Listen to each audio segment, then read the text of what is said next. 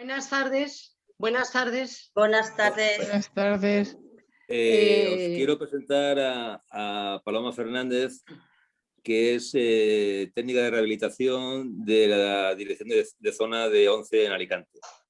Una dilatada experiencia y creo que nos va a contar algo muy interesante, que es sobre la vida cotidiana, cómo tenemos que actuar, cómo no tenemos que actuar. Bueno, en fin, yo no soy quien.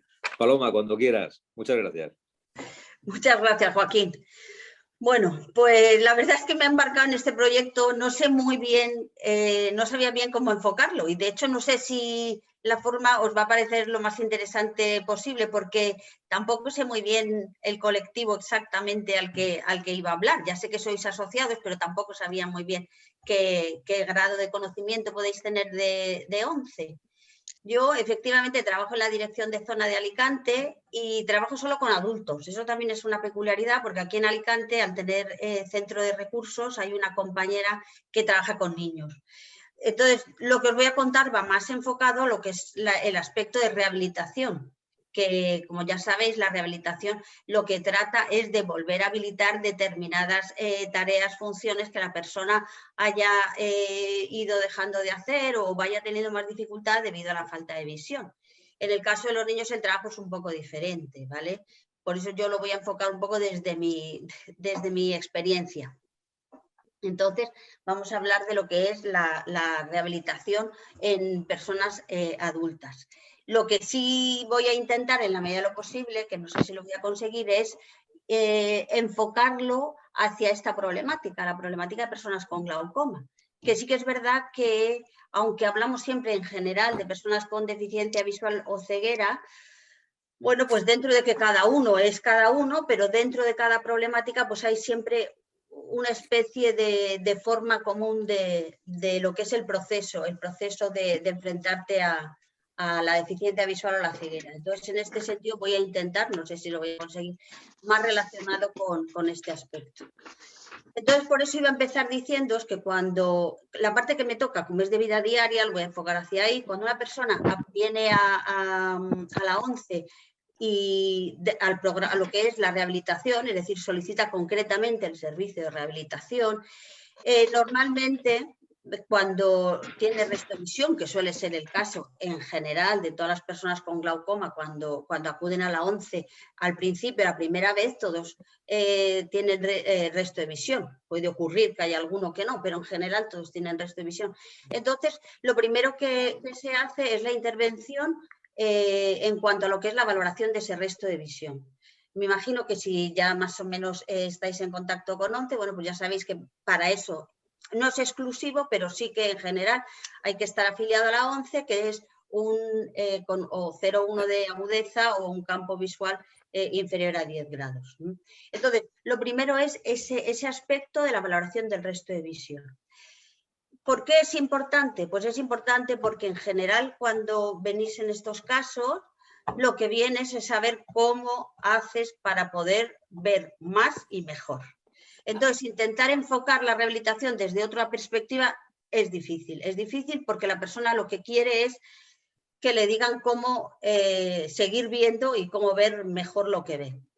Entonces, ese primer paso, que es la valoración del resto de visión, lo que lleva es a la prescripción de determinadas ayudas ópticas. Yo me centro, puesto que estoy hablando de este aspecto de la vida, de tareas de vida diaria, serían ayudas ópticas tanto para cerca como distancia media, fundamentalmente de lo que es las tareas de lectura, que es en general, os puedo decir que es la preocupación mayor de la gente, es decir, cuando vienen es porque quieren poder por lo menos recuperar la funcionalidad en ese aspecto. Bueno, pues en general y la mayoría de las veces, en un principio, la funcionalidad visual para la lectura más o menos puede estar conservada. Entonces, las ayudas ópticas van más dirigidas en general al deslumbramiento y más concretamente podría ser a lo que son las ayudas electrónicas. Ya sabéis que dentro de, o sea, lo que es en baja visión se prescriben tanto lupas como microscopios, como ayudas para media distancia, etcétera. pero en general lo que más puede ir buscando, o por mi experiencia, una persona con resto visual debido al glaucoma, son las ayudas electrónicas, porque las ayudas electrónicas favorecen el que al cambiar el contraste favorecen ese resto de visión. Ya os digo que yo, por mi experiencia en general, eso ayuda muchísimo a poder leer, más que el poder ampliar, con una lupa o con un microscopio, ayuda el que tú puedas poner el contraste en negro con letra blanca o bueno, hay casos que pueden ser diferentes, pero bueno, fundamentalmente en eso. Entonces, ese es el aspecto más importante. De hecho, mucha gente de ahí hacemos lo que es la adaptación de puesto de trabajo, puesto de estudio, que es así que la llevamos nosotras, lo que son las adaptaciones, y las adaptaciones en concreto en este caso suelen ir dirigidas a eso, a una prescripción o bien de una lupa televisión o de una lupa electrónica. También es verdad que ahora hay tantas cosas que se utiliza mucho. Yo no sé si alguno de vosotros podrá verlo, pero tenía aquí puesto, pues esto es, a ver si soy capaz de ponerlo para que lo veáis, y es, a ver cómo tendría que hacer, a ver, esto sería así, no sé si lo vais a ver, aquí, pues no consigo que me enfoque. Bueno, era porque vierais que hay aplicaciones, a ver si lo consigo. Hay aplicaciones con el teléfono que tienen ya la lupa incorporada, que no es exactamente igual que la lupa, porque no da la misma calidad de visión, pero sí que, no consigo que me salga, pero sí que resulta una ayuda puntual, una ayuda concreta en un momento dado, el poder utilizar una aplicación de lupa que llevan la mayoría ya de los teléfonos, que es verdad que a través de las aplicaciones ahora se hacen verdaderas, hay verdaderas virguerías. Y eso sería otro aspecto que también se lo he dicho a Joaquín, que en un momento dado podría ser también interesante que otra persona hablara de lo que son las aplicaciones que se pueden utilizar, concretamente en este campo que estamos hablando ahora, de lo que son las aplicaciones en vida diaria, que hay para favorecer la autonomía y ayudar en un montón de tareas. Otra cuestión, que era lo que os venía diciendo, empezaríamos un poco por ahí, y empezaríamos por ahí por lo que os digo, por la importancia que tiene el poder utilizar mejor el resto de visión. Independientemente de las ayudas, hacemos también muchísimo hincapié en lo que es la mejora de las condiciones, por ejemplo, y sobre todo, todo lo que tiene que ver con los contrastes.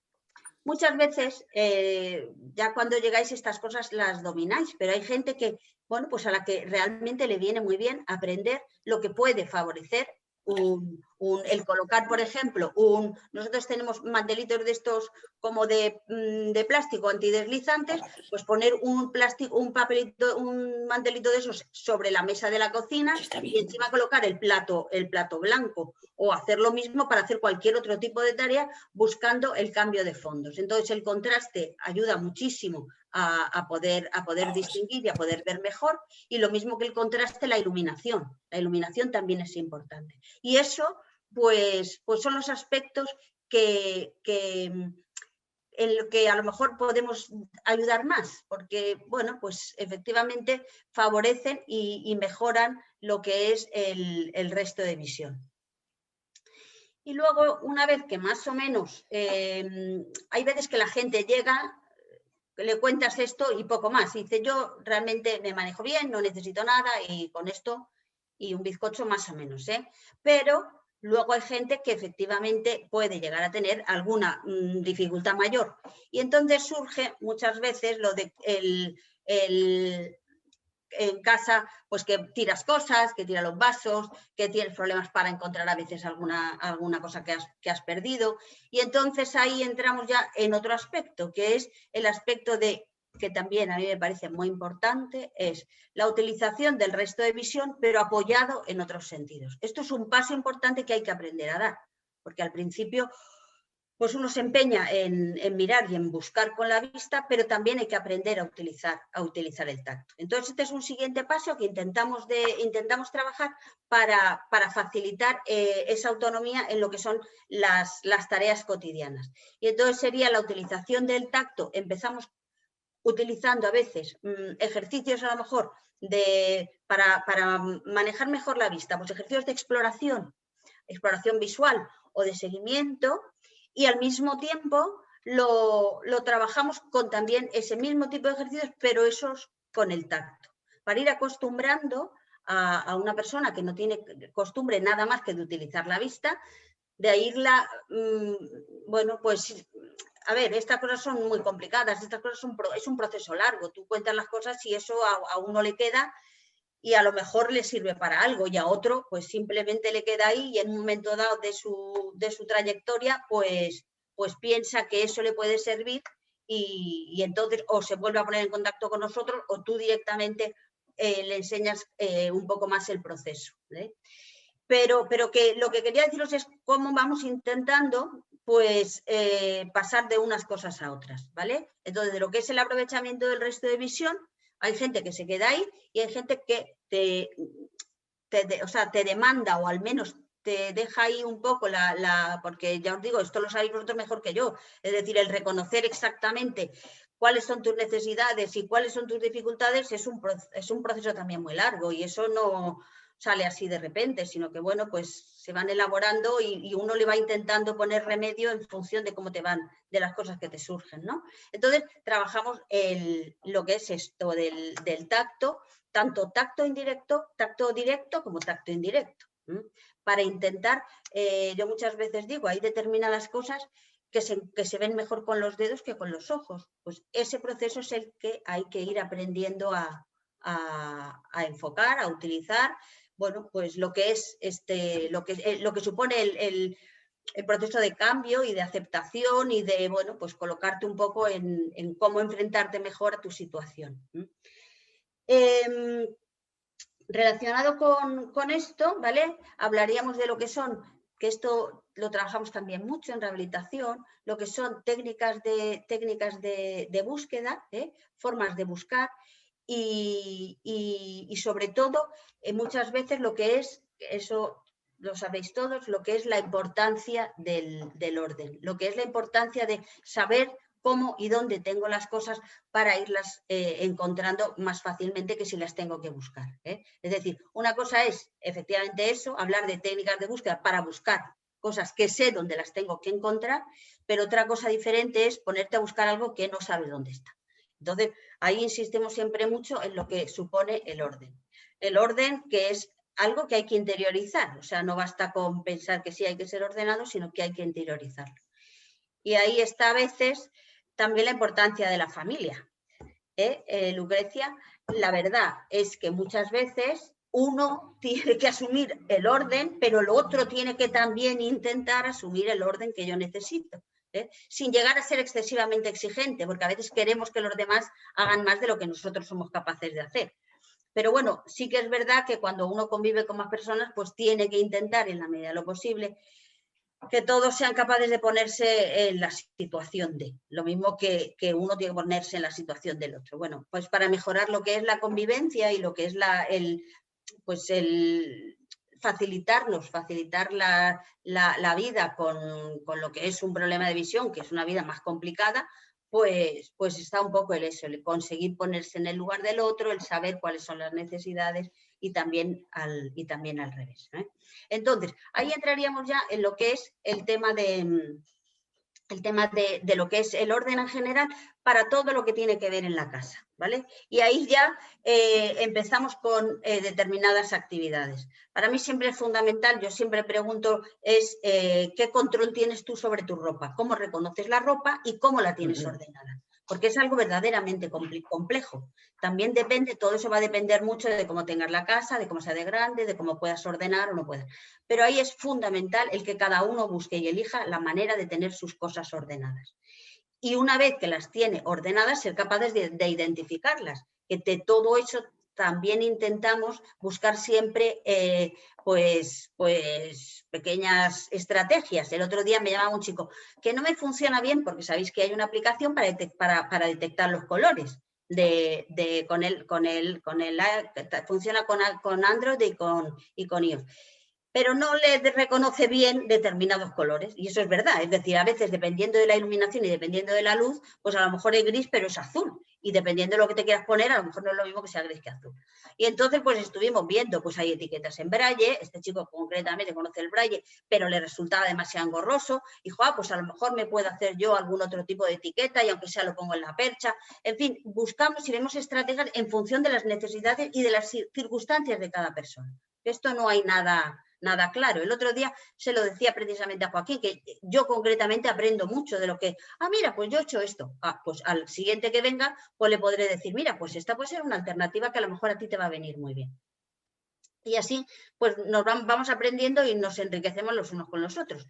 Y esto con respecto a lo que estaba hablando, el orden y el etiquetado. La ropa es fundamental. Yo parto de la idea de que una cosa tan básica como es vestirte, tienes que poder hacerla solo. Y solo supone que tú puedas acceder a tu ropa en el armario, que tú te la tengas colocada. Bueno, hablamos de todo este tipo de cosas y se trabaja mucho este tipo de situaciones para que tú vayas controlando lo que son tus cosas, ¿vale?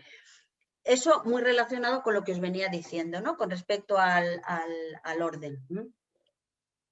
Con respecto al orden, siempre me acuerdo de otra cosa que también, como le tengo aquí, y además ha sido él el que me ha dicho que viniera, con respecto a lo de la nevera, cómo encontrar las cosas en la nevera. Pues eso va a depender de cada situación y de cada uno, y de lo que puedas llegar a tener en la nevera. Yo he ido a casas donde en la nevera hay 4 cosas, con lo cual es relativamente fácil encontrar lo que hay en la nevera. Pero lo otro supone el ser exhaustivo a la hora de colocar, utilizar separadores, utilizar pequeñas bandejas de estas donde se colocan las cosas encima y tenerlas ordenadas dentro de la nevera. Saber siempre en todo momento, más o menos, cómo organizo mis cosas para poderlas encontrar. Es verdad que si uno no utiliza la nevera por lo general, cuando va a meter la mano, pues no sabe dónde están las cosas. Pero bueno, se trata de que sepas lo que tú utilizas, cómo lo puedes coger. Y esto es lo que os digo, que vamos viendo un poco cuáles son las estrategias que podemos utilizar en función de otras cosas. A lo mejor basta con ponerle contraste de colores y tener para que se vea claramente lo que es el bote rojo colocado frente a otra cosa que a lo mejor tiene un fondo más blanco. Lo mismo con otro tipo de cosas, ¿vale? O sea que la cuestión es, dentro del proceso, todo esto es lo que vamos trabajando en función de cómo la persona, bueno, pues le van surgiendo sus necesidades. Realmente esto es un proceso. Os hablaba de que lo primero que hacemos es la valoración del resto de visión y se trabaja lo que es el resto de visión. Y a lo mejor se acaba ahí el programa de rehabilitación. Antes todo esto tenía otra estructura, nada más, pero ahora en general, bueno, pues con eso se ha acabado. Y a lo mejor al año pues te vuelve a surgir una necesidad o te vuelves a encontrar un poco perdido, porque suele venir de ahí. Es decir, uno no es que de repente diga, uy, ¿y cómo cocino? Pues voy a preguntar a la TR cómo puedo hacer para hacerme la tortilla. Sino que en general hay baches en los que uno se encuentra mucho peor y se siente que ha tenido que dejar de hacer determinadas cosas porque no ve bien, y entonces pues retoma este proceso. Pues os digo que es un proceso en el que, bueno, pues vamos aprendiendo y se va evolucionando. Entonces, el otro día, por ejemplo, otra cosa que también trabajamos, que son todo lo que tiene que ver con la ducha, la higiene y eso. Bueno, pues más que el etiquetado es el saber distinguir los diferentes productos y tenerlos colocados en sitios diferentes para que sea una cosa ágil, que tú cojas pues un tipo de bote para el champú, otro tipo de bote para el gel, o le pongas cualquier otro tipo de marca, ¿vale?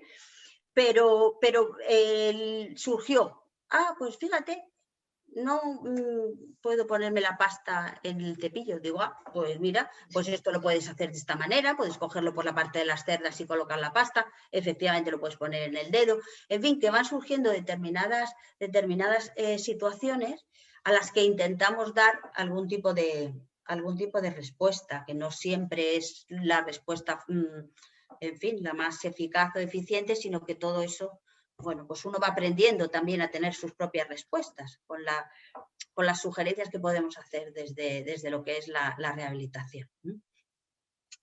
Y relacionado con esto, quería contaros, ya sé lo que os iba a decir, con respecto al etiquetado. Ahora se ha hablado mucho, hemos tenido ahí en lo que es en ONCE, Alicante, Cartagena, se han hecho varias sesiones, lo mismo, se han hecho grupos de estos para lo que es el etiquetado. Está por un lado el etiquetado Braille, que cada vez vienen más cosas etiquetadas en Braille, y luego están las aplicaciones que te leen absolutamente todo. Está para iOS, me parece que puedes utilizar el TapTapSee, me parece que funciona en iOS. Entonces, con esa aplicación la pones delante y ya te lee, porque no te hace falta, hay otros que necesitan el código de barras, pero concretamente el TapTapSee te lee bastante bien el producto que estás enfocando.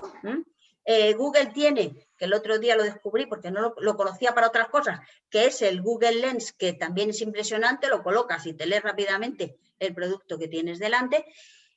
Lo que quería decir que todo esto, hay muchas aplicaciones que te van ayudando en lo que es la utilización de productos, tanto de higiene como a la hora de la limpieza, etcétera.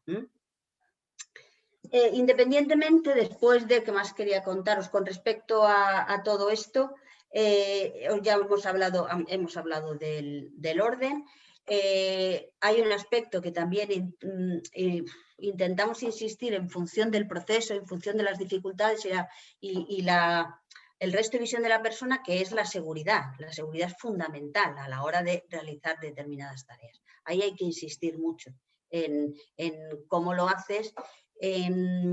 Si con frecuencia tienes accidentes es porque tienes que mejorar en lo que es la realización de cualquier tipo de tarea. Y ahí volvemos otra vez siempre a lo mismo.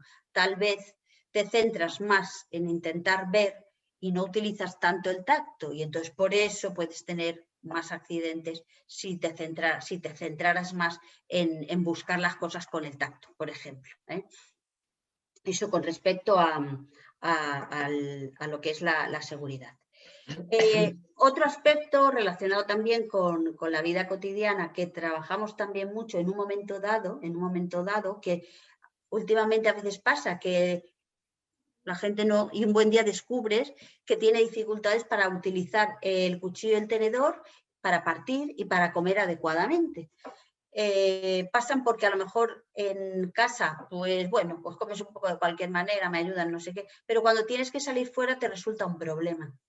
Entonces, este aspecto hay que trabajarlo, y la incidencia sería un poco la misma, es decir, empezamos siempre intentando utilizar la visión en cuanto a lo que os decía antes, en cuanto a los contrastes, intentar favorecer un poco el contraste tanto del plato, del mantel, como dentro del plato lo que haya, y luego fundamentalmente lo que es el aprender a localizar las cosas utilizando técnicas concretas para que las cosas no se salgan del plato, para que las puedas controlar, para que puedas saber un poco por dónde tendrías que empezar a partir, etc. Entonces, ese tipo de aspectos, pues llega un momento en que a veces tarde, pero que a mí me parece que es algo importante. Es importante el saber que puedes ir a comer fuera, por supuesto en tu casa. Lo que pasa es que en casa uno se deja un poco llevar, pero que si tienes que ir a comer fuera, pues tienes que ir por lo menos relajado. También es verdad que yo muchas veces a la gente le digo, pues chico, pide cualquier cosa que te produzca, que sea fácil para comer y que puedas estar, porque cuando uno va fuera, lógicamente a lo que va es a disfrutar de la comida, pero también de la compañía. Entonces, pues lo suyo es buscarte comidas que no te supongan excesiva dificultad. Pero nosotros insistimos mucho en eso, en intentar trabajar, practicar y hacer todo ese tipo de trabajo para mejorar en este aspecto de lo que es la utilización de los cubiertos, el comportamiento en la mesa. Y luego, efectivamente, hay una cosa que el otro día, lo mismo, me decías que es, sí, yo la teoría me la sé, pero yo esto no lo he interiorizado, porque esto yo lo digo siempre, cuando hablamos del proceso de rehabilitación, yo no te voy a enseñar concretamente nada, no es como el que enseña, por ejemplo, cuando hablen del bastón, pues sí, tú puedes enseñar lo que es a llevar el bastón, pero eso Eso es algo sencillo relativamente. Ahora, hay que interiorizar ese aprendizaje. Ese aprendizaje luego es muy complicado el llevarlo a lo que es la realidad, que es para qué utilizo el bastón, cómo lo utilizo y dónde. Pues esto es igual, en todo lo que es cómo me enfrento yo a mi cotidianidad, lo que son las tareas, lo que estamos hablando, las cosas cotidianas, cómo me enfrento yo. Pues no basta con saber, sí, debería hacerlo de tal forma. No, eso hay que interiorizarlo, hay que interiorizar el que no ves, el que ves mal y el que tienes que buscar unas estrategias concretas que te ayuden y que te mejoren y que te hagan, pues eso, poder hacer las cosas y estar más relajado y no tan enfadado con uno mismo, porque todo esto viene siempre a lo mismo, es decir, a poder más o menos estar a gusto con lo que hacemos, dónde estamos y cómo estamos, ¿eh? Entonces, la idea es esa, no basta con aprender 4 cosas, sino que hay que interiorizarlas. Y bueno, otro aspecto que también quería comentar, que también me parece importante, hoy me lo preguntaba otra señora, que es el manejo de los electrodomésticos para la gente que en casa utiliza la vitrocerámica, porque ya prácticamente nadie utiliza el gas. Vitrocerámica, el horno, etcétera. El lavavajillas, la lavadora son cosas, y también intentamos, hoy se lo decía, ¿cuál es la idea? Te puedes comprar lo que quieras, pero ¿cuál es la idea? La idea es que sea algo que no te requiera visión para poderlo manejar. Es decir, las vitros de inducción donde todo es plano, nada se calienta y no sabes, es verdad que ahora desde 11 se hacen plantillas en 3D que te permiten más o menos manejar de manera autónoma lo que es la vitro.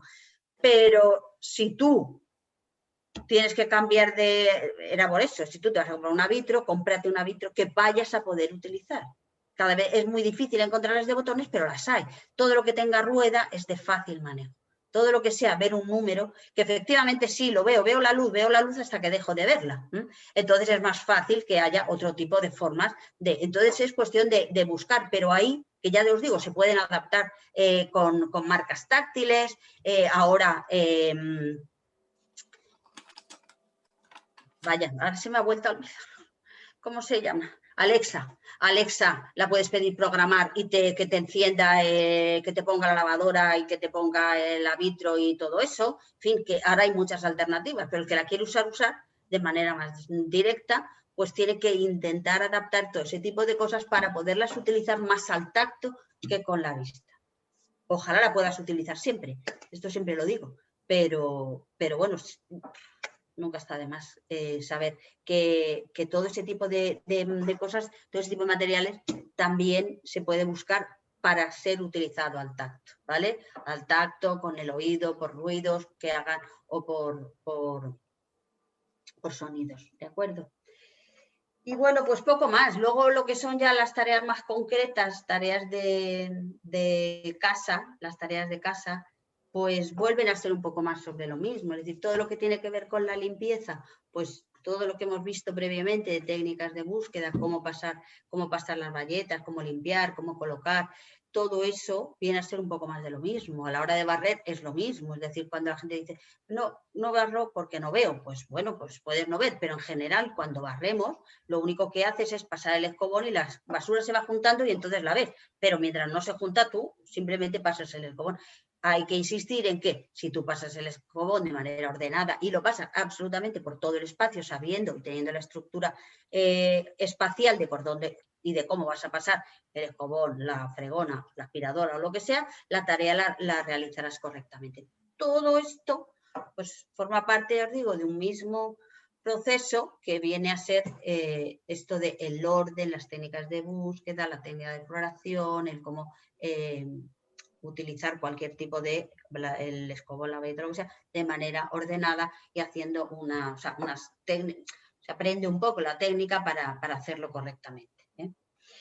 Y bueno, poco más quería contaros. Luego cosas así ya concretas de lo que son tareas de la cocina. También a veces hacemos hincapié en algunas cosas, aspectos importantes que hay que tener en cuenta para echar los líquidos, cómo medir los líquidos, cómo centrar y cocinar con seguridad, ese tipo de cosas que también trabajamos desde los programas de rehabilitación en lo que es la vida diaria. Y bueno, más o menos, esto es lo que quería contaros.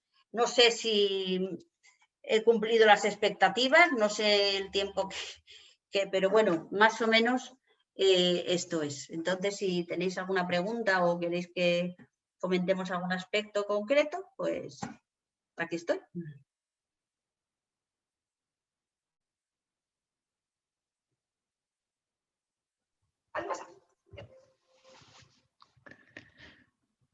Bueno, muchas gracias.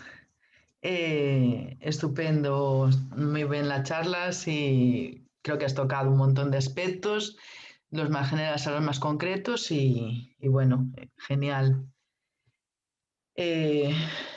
Bueno, yo solo comentaría que en mi reciente proceso de rehabilitación me ayudó también esa idea que tú cuentas de el orden y también simplificar, ¿no? O sea, tenía demasiadas cosas y hacerlas más simples. Eso me ayudó mucho pues la asociación AGAF a ponerme en mente de traer las cosas a mi dominio, a lo que yo pudiese dominar. Y bueno, pues con eso, pues sin saberlo, fui entrando en la filosofía mental del minimalismo. Pero... Es verdad que tienes razón, hay que simplificar, sobre todo porque cuando ves tienes tendencia a amontonar y a juntar y a tener un montón de cosas que luego resulta imposible controlar. Entonces, sí, a mí me parece que sin llegar a ser a lo mejor excesivo, como yo he visto a veces, pues tener la casa vacía, que es muy cómodo, pero bueno, pero sí, intentar controlar, o sea, tener aquello que puedas controlar y que te sea... Ya os digo, o sea, para mí me parece importante la ansiedad, el poder controlar la ansiedad y para eso efectivamente tienes toda la razón, que el espacio hay que utilizarlo y colocar lo que te quepa en el espacio y en tu alrededor. Tienes toda la razón. Es una buena filosofía. ¿Puedo Paloma. hacer una pregunta? ¿Puedo hacer sí? una? Si yo puedo una contestar, si es para mí, sí, sí. A ver, sí, es para ti. Por favor, ¿puedes explicar cuál es la técnica del reloj para comer? Ah, vale. La técnica del reloj, pues para saber cuando te ponen el plato, cuando ves, pues más Claro. o menos puedes apañarte. Cuando ya te cuesta saber lo que te han puesto, se utiliza, perdón, el intentar ubicar las cosas en función de que el plato es redondo, utilizamos como si fuera un reloj. Y entonces, las 12... Tú quieres colocar las cosas, puedes colocar a las 12, a las 6, a las 3 y a las 9, que serían los 4 puntos más fáciles del reloj y a partir de ahí puedes señalizar dónde tienes. Las patatas te las he puesto a las 12, la carne está a las 6 y a las 3 el puré de patata. Sería un poco así, entre las 3 y las 12, bueno, ya eso serían para nota, pero bueno, yo en general, como mucho es así, 12, 6, 9 y 3.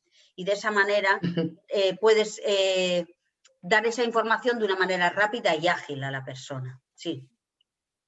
Vendría a ser eso.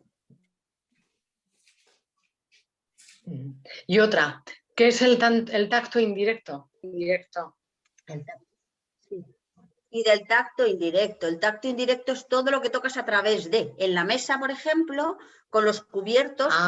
Vale. Bueno, y en la cocina, que eso lo hacemos de siempre, todos viendo o moviendo, utilizas el tenedor para pinchar las cosas y saber si están más duras o más blandas. No metes el dedo, utilizas el tenedor y con el tenedor pinchas. Eso es el tacto indirecto, que a veces también lo utilizamos con el bastón. Bueno, a veces no, o sea, lo utilizamos con el bastón. Hay determinadas situaciones. Pero ya os digo, la más típica es en la cocina. En la cocina todo el mundo, la cuchara para aplastar, lo que sea que utilices algo que no sea la mano para tocar. Eso es el tacto indirecto. Entonces, ya os digo que en general, que es algo que utilizamos todos, pero tienes que aprender a desarrollarlo y tienes que aprender a utilizarlo correctamente. Y lo mismo, hay una técnica un poco para enseñarlo y para aprender.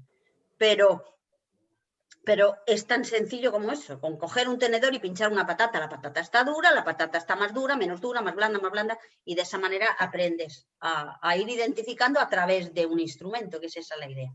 Eso es el tacto indirecto, para no tocar con la mano. Aquello que no podemos tocar.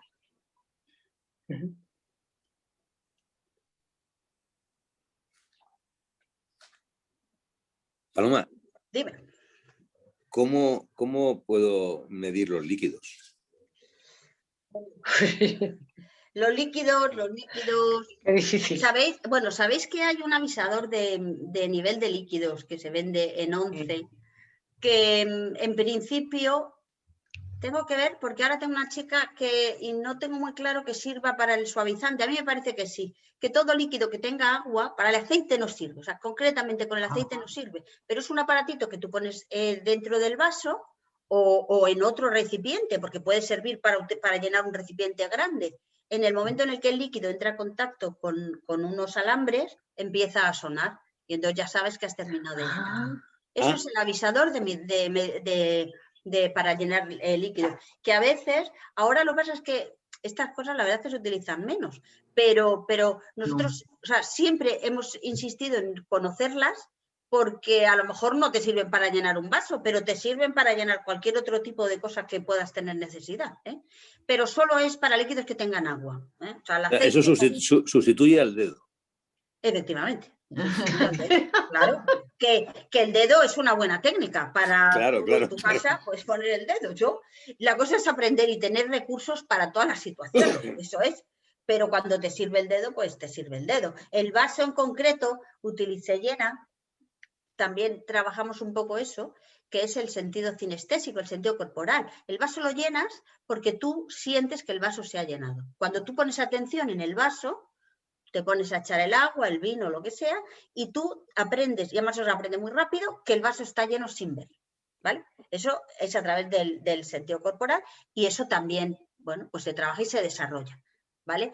Otra cosa es el dedo, efectivamente, y luego a la hora de medir, utilizamos siempre medidas exactas. Cuando tienes un poco de visión, tú puedes utilizar medio vaso o puedes utilizar casi el vaso porque sabes por dónde está el líquido. Está el recurso que decíamos, si meto el dedo, pues hasta donde llegue.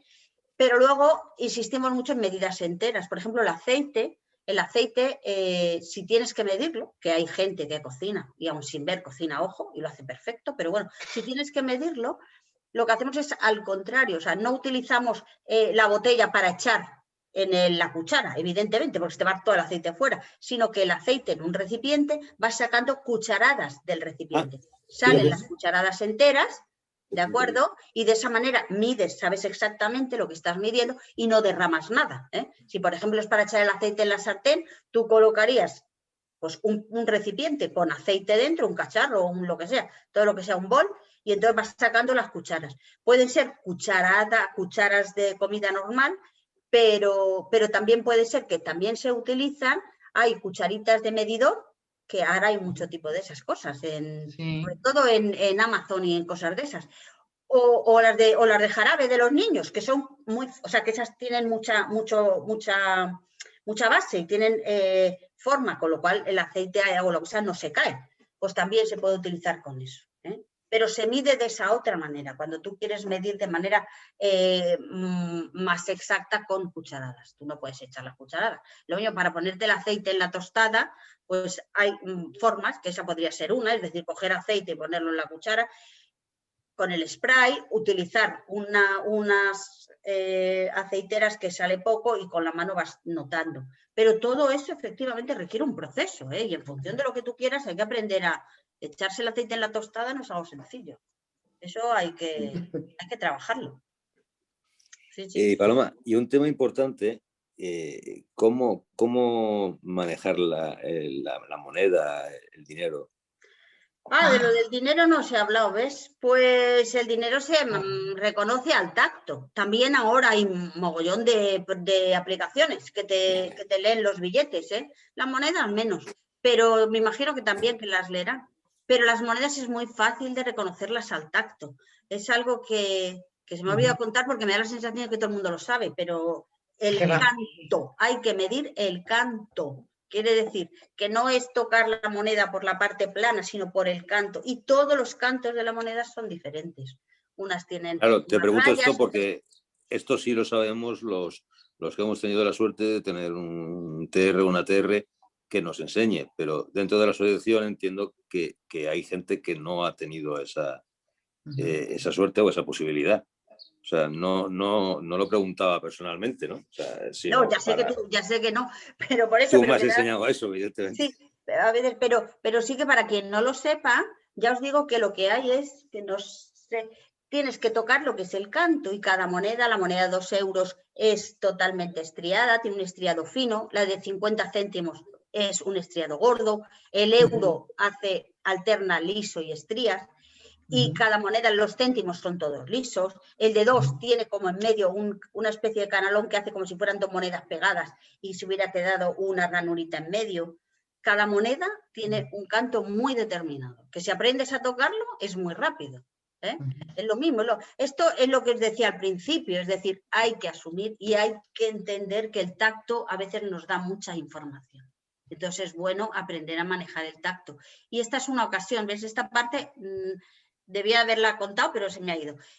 Es una forma de aprender a desarrollar el tacto, pues aprendiendo a reconocer las monedas, por ejemplo.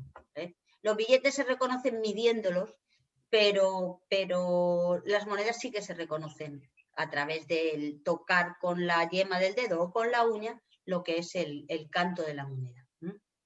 Más o menos he contado lo que es, creo que sí, ¿no? Sí, perfectamente.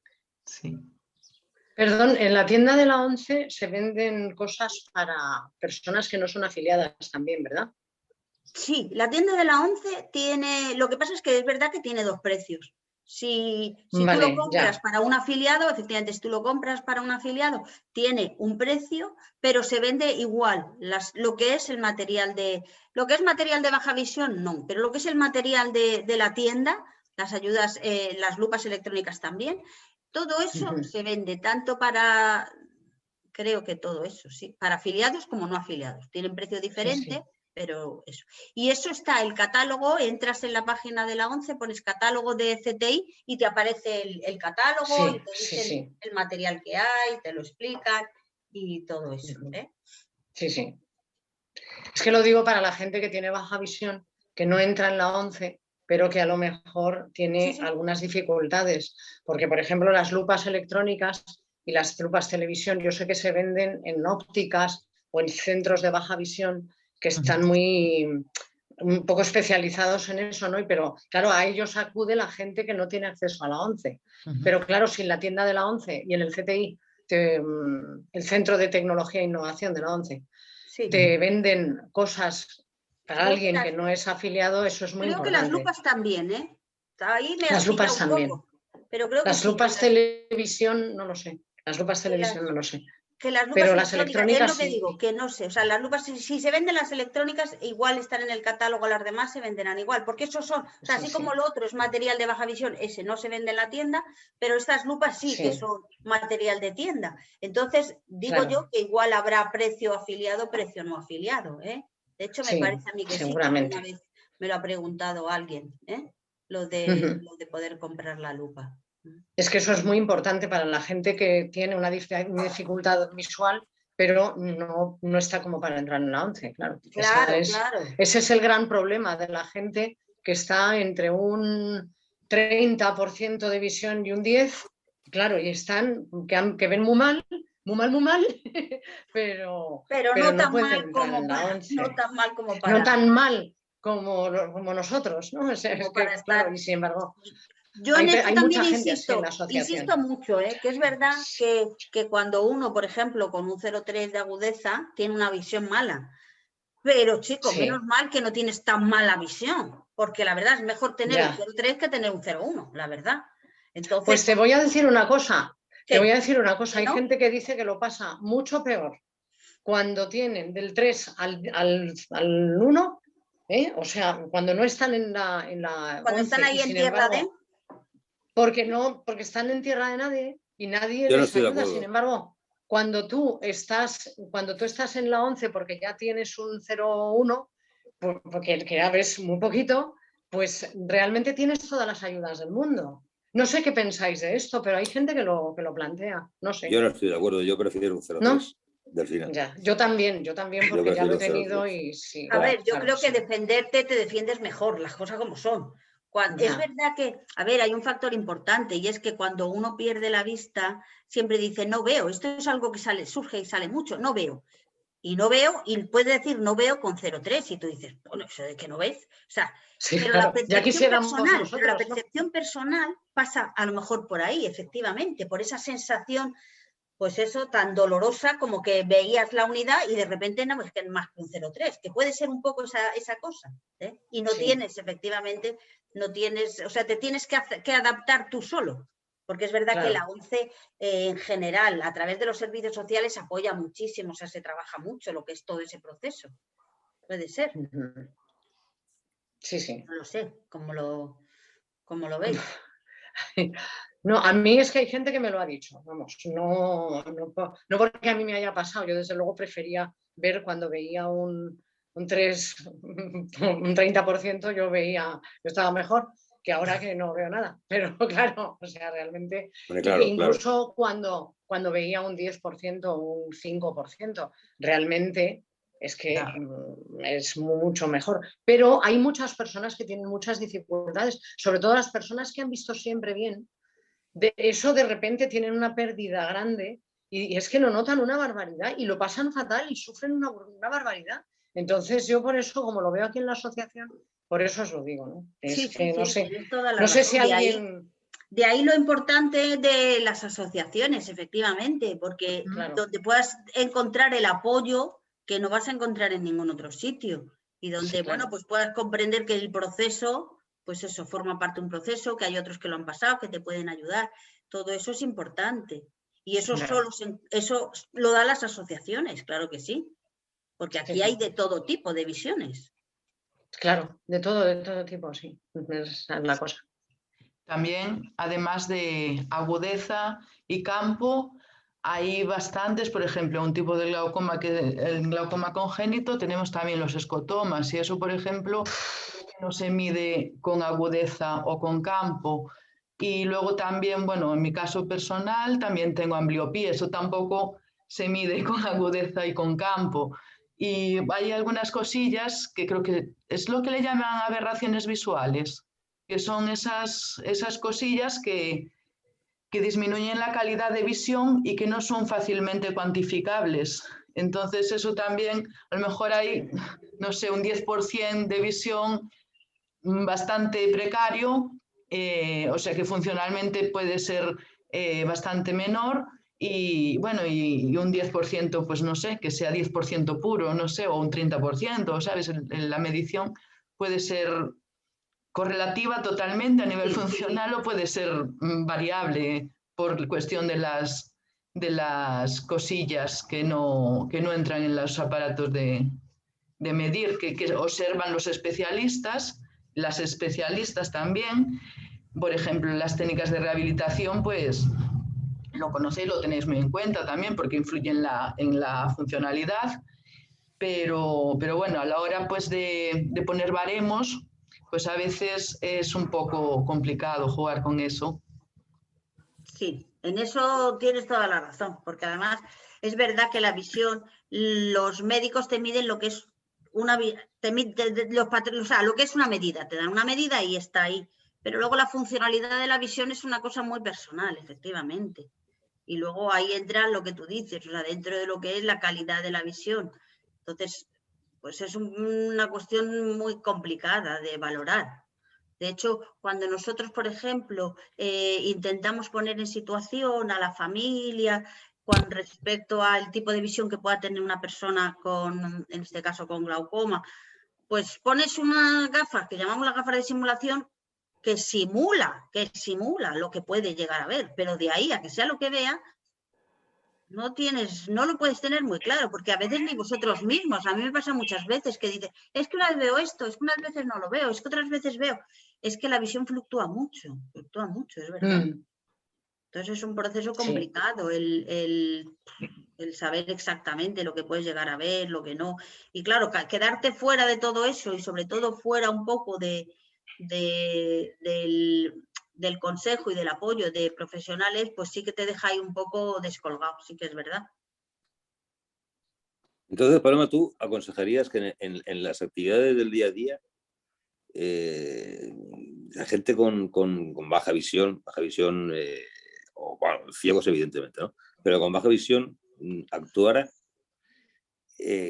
como si no viera, o sea, aprendiera a trabajar el tacto. Nunca como si no vieran, nunca, porque además es que aprendiera a trabajar el tacto, que aprendiera... Pero nunca como si no vieras, porque lo que ves, lo ves, o sea, es que eso, y lo vas a usar siempre. Lo que se trata es de apoyar esa visión, es decir, a veces tú ves lo que ves, pero hay determinadas cosas que si las tocas, las ves mejor, porque claro, te permite saber lo que tienes que ver. Entonces, claro, de lo que se trata es de intentar combinar lo que es la percepción visual con la percepción táctil, en otros casos auditiva. Ese es el trabajo de la combinación, pero la vista, yo desde luego nunca lo he hecho, no soy partidaria. En un momento determinado le puedes decir a alguien, cierra los ojos para sentir una cosa, pero nunca para que la vista... No, pero que lo que decías, lo que es llegar a lo que es la percepción del entorno de cualquier tipo de... es una cosa con la otra. Eso es lo difícil. Vale. Lo difícil, porque cerrar los ojos y tocar pues es relativamente más fácil. Pero lo difícil es aprender a combinar lo que es el tacto con lo que ves, lo que oyes con lo que ves, siempre claro, con lo que ves, siempre con lo que ves. Porque referente al oído, el error de las personas que afortunadamente ven bien, no, es que cuando perdéis la vista se agudeza el oído. Mentira, escuchas más. Porque no te queda más remedio, efectivamente. No, es que escuchas más, simplemente. Claro. O sea, no, claro, es que oigas más, escuchas más. Es así. No, por lo menos en mi caso, ¿no? Sí. Y le prestas más atención a lo que escuchas también. Claro, evidentemente. Eso es, efectivamente. Porque solamente tienes esa fuente de alimentación de alguna forma, ¿no? Claro, o sea, porque ese canal eso es. Una película en la televisión, tú la única fuente de alimentación que tienes es el oído. De la otra forma, si vieras, pues perfectamente podrías explicarle a alguien lo que está ocurriendo. Pero si tienes que decirle a alguien que está durmiendo a tu lado y se ha despertado, ¿de qué va la película? Mientras yo te cuento a ti de qué va la película, yo no me entero de lo que va, porque necesito oírla. O sea, claro, no es que... claro, pierdes el hilo totalmente. Efectivamente. Pierdes todo el hilo. Pero que sí, es verdad que son canales diferentes y lo que hay es eso, que aprender a utilizar toda la información y combinarla. Eso es. Sí. A mí de pequeña, por ejemplo, sin tener en aquellos momentos discapacidad visual, sin embargo, me encantaba tocar y me costaba muchísimo no tocar cuando iba con mi madre de visitas y tenían figuritas, no sé, pastorcillos y cosas de esas. Es como si necesitara, estuviese pidiendo esa información, ¿cómo se llama? Áptica, ¿no? Sí, de conocer, efectivamente. Y me costaba mucho no tocar, o sea, a mí me resultaba una tendencia natural para informarme, ahora lo entiendo, pero en aquel momento pues era como, ¡jo! Me cachis. Sí, de hecho a los niños en principio siempre se les dice en esas situaciones niño, que eso no se toca. No niño, eso no se toques. toca. Está claro. Pero sí, es que es una sensación distinta, esa es la realidad. De ver una cosa a tocarla son dos informaciones diferentes. Sí. Pero ¿sabes lo que pasa? Que llega un momento en que las integras, porque cuando yo que he pasado por casi todos los estadios de la visión, según iba perdiendo vista, iba tocando más. Y cuando he perdido la vista del todo, ahora me doy cuenta de la cantidad de cosas que yo hacía sin ver. O sea, resulta que es que muchísimas las tocaba y ya está. Y es que, pero muchísimo. Y claro, poco a poco pues lo vas integrando y bueno, y te vas creyendo que sigues viendo y a lo mejor ves una patata, no ves nada, pero tú te crees que ves porque te ayudas del tacto y cuando pierdes la vista, si es verdad que es un abismo, es muy grande el abismo, pero de ver un poquito a no ver nada, pero es cierto que hay muchísimas cosas que es que las haces ya sin ver. O sea, y las tocas todo y escuchas todo, oyes todo. Es muy curioso con la gente cuando nos ayuda, cuando pasamos la calle o cuando dicen que viene un coche, te lo dicen, ¿no? No, sí, ya lo sé. No. Claro, y es que ellos no oyen los coches y tú sí, tú estás... Efectivamente. Sí, pero hay una etapa en ese proceso que en vez de tocar, destrozas, ¿no? Ah, bueno. Bueno. O sea, sí, metes la mano aquí y resulta que hay aquí un florero, te cargas el florero, lo tiras al suelo, se rompe el florero. Sí, es verdad. Eso es verdad. O sea, eso de tocar y saber lo que estás tocando, yo creo que a eso hay que llegar. Eso es muy sofisticado. Hay que llegar, efectivamente, es lo que os decía, que eso es un proceso que hay que aprender, porque efectivamente vas como un elefante en una cacharrería. Efectivamente, efectivamente. De hecho, hay algo importante siempre, sobre todo en los casos de gente con más problemas de campo, y es eso de las manos, o sea, eso de andar moviendo mucho las manos. Dicen, mira, haz el favor de estarte quieto porque le vas a acabar dando a cualquiera. Vas a tirar todo lo que hay aquí. Todo eso hay que irlo aprendiendo, Sí, sí, hay que aprender a controlar. ¿Dónde está la galleta? Y coger el bastón por allí. Y por allí lo levantan y le dan... Y le das un bastonazo en la cara. Sí, eso es así. Bueno, pues no sé, ¿hay alguien que quiera hacer alguna pregunta o alguna cosa? Porque Hola. vamos, muchísimas gracias, Paloma. Hola, ¿qué hay? Sí. Hola. Hola. ¿Se me oye? Hola. Sí. Se me oye. Yo quisiera comentar un tema que es el que más me preocupa en este momento, que has comentado al principio de tu intervención, que es el tema del deslumbramiento, de la luz, tanto de la luz natural como la luz artificial. Me gustaría si pudiéramos hablar un poco y sobre, no solamente tú sino un poco todo sobre la experiencia que tenemos sobre ese tema, porque yo ando totalmente despistado con el tema de filtros, como este que me pongo ahora, que lo compré en una tienda de baja visión, me aconsejaron que serviría para el sol y me funciona mejor de noche que de día. Claro. Y me funciona muy bien para ver la tele, por ejemplo, o para moverme por casa, ¿no? Pero en cambio, cuando me muevo por la calle, lo paso fatal con el sol, ¿no? Claro. Ese es el tema que me gustaría abrir durante un momento solamente porque voy muy despistado. Pues es que el tema de los filtros no lo quería tocar mucho por si forma parte del tema del desplazamiento. Entonces, por eso yo no quería entrar mucho en ese tema. Pero efectivamente los filtros, cuando tú vas fuera, normalmente no sé por qué la gente se empeña en aconsejarte. Mira, para ti lo que te va es esto. Que no es cierto, es decir, a cada uno le va un tipo de filtro en función de lo que te pasa a ti, en función de la situación. Y ese filtro que llevas sí que te tiene que, y tienes suerte de que te valga para algo, es decir, te vale para interiores, a lo mejor para ver la tele, claro, pero sí que hay que asumir, a veces hay que asumir que necesitas diferentes filtros y para la calle necesitarías uno como ese, pero más oscuro, ¿sabes? Claro, pues hay otro eso, que tipo, es muy oscuro. polarizado, claro, es que eso... Cada uno tiene que ir probando, eso sí que es verdad. No, claro, yo estoy en el proceso de ir probando cosas, los clips que levantas y bajas, cuando entras en una zona de sombra los subes, cuando entras en la parte soleada, después lo de tapar los laterales también para que no entre el sol. Me he puesto unas protecciones laterales. Porque esas no tienen protección lateral, esas que llevas. Sí, esto sí. Esas tienen también protección, esas son como las... Me he comprado unas protecciones laterales que se quitan y se ponen. También es verdad que puedo también poner en cualquier gafa. Lo que pasa que era eso, a ver si...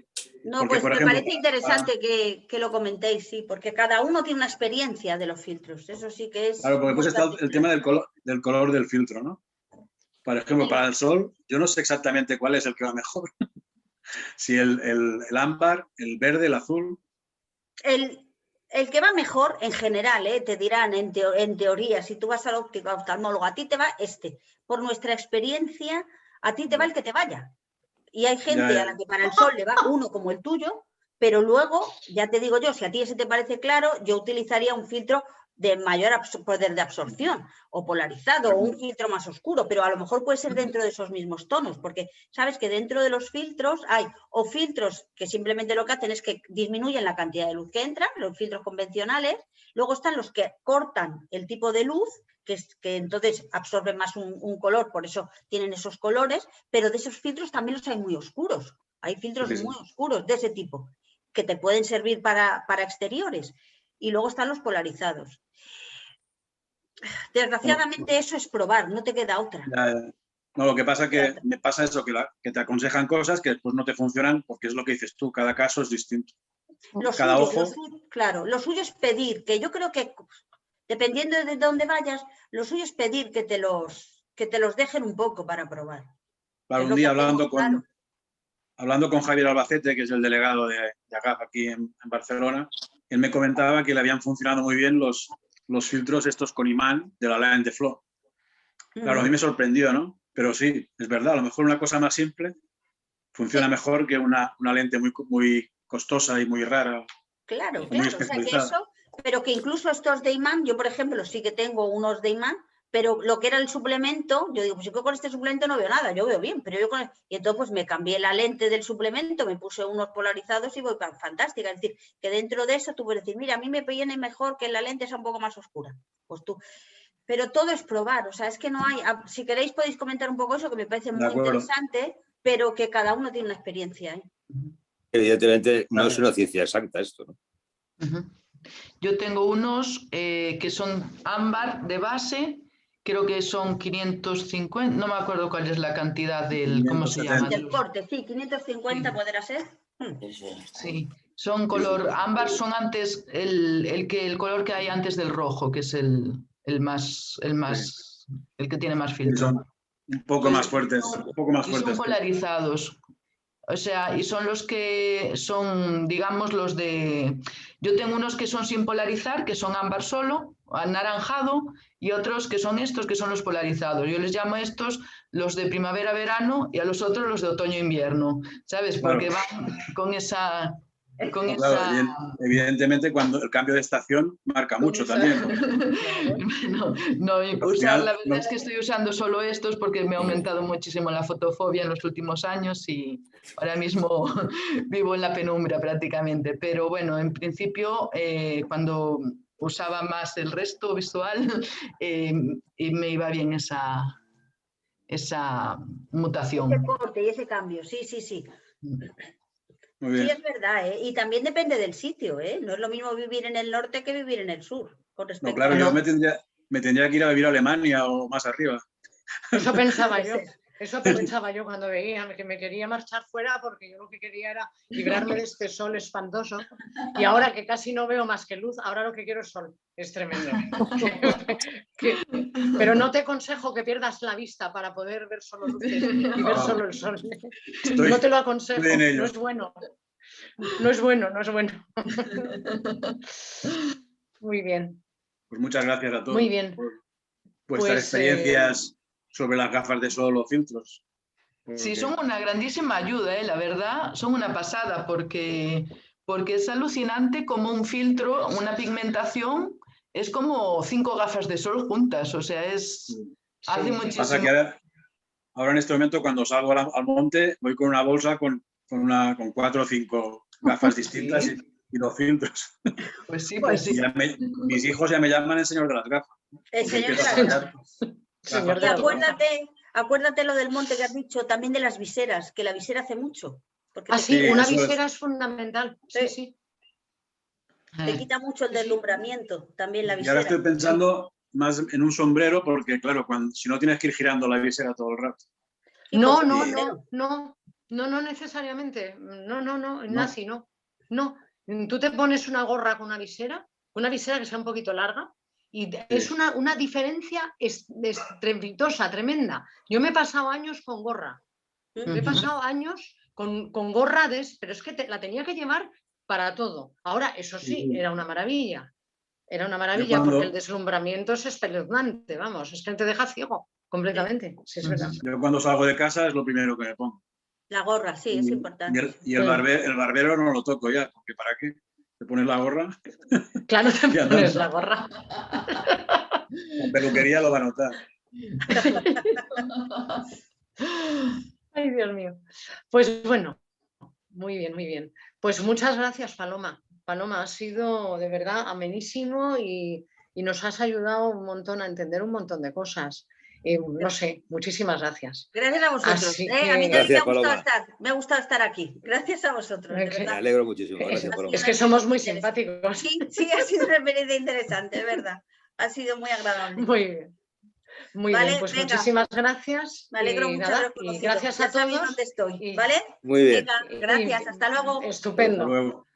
Muy bien, muchas gracias. Igualmente. Hasta luego. Muchas gracias. Adiós. Hasta luego. Adiós.